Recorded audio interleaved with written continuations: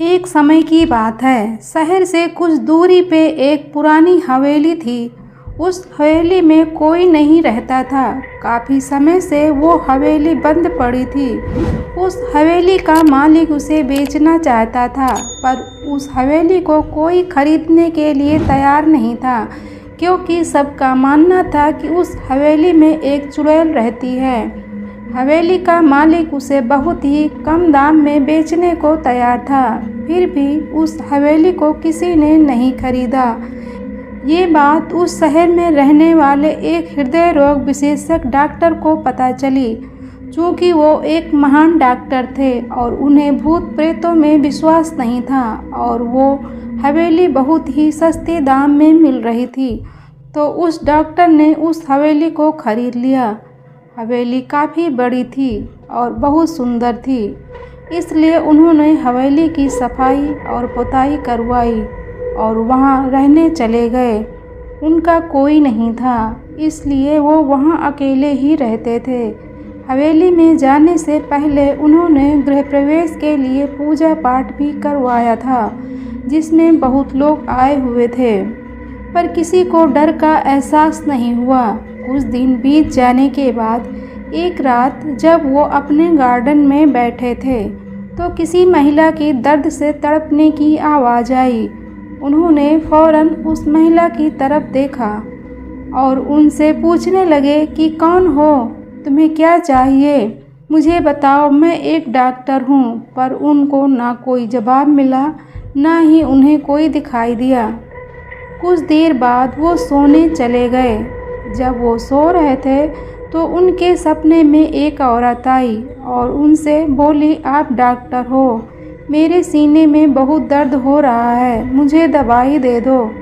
तभी अचानक से डॉक्टर साहब की नींद खुल गई और वो वापस फिर से सो गए।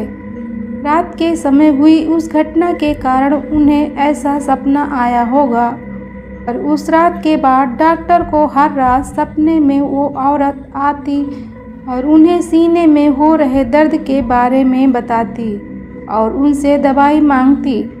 डॉक्टर इस बात को समझ नहीं पा रहे थे कि आखिर उनके साथ ऐसा क्या हुआ था।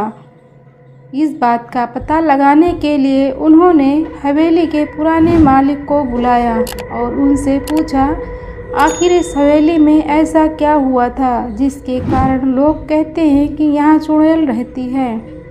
तब उसने बताया कि काफ़ी साल पहले इस हवेली में रहने वाली एक औरत की मौत हो गई थी। उस समय उस महिला के सीने में दर्द हुआ था और वो दर्द के मारे तड़पने लगी। समय पे दवाई न मिलने की वजह से उनकी मौत हो गई। तब से लोगों का कहना है कि इस हवेली में रहने वाले लोगों से ये रात के समय इस रास्ते पे जो भी गुजरता है वो औरत उनसे दवाई मांगती है। अब डॉक्टर को सारी बातें समझ में आ चुकी थी। उन्हें ऐसा सपना आता है, ऐसा क्यों? उस रात को डॉक्टर जब सोने गए तो उनके बेड के बगल में एक टेबल रखा हुआ था। उस टेबल पे उन्होंने सीने में दर्द की दवाई रखी और साथ में पानी का ग्लास।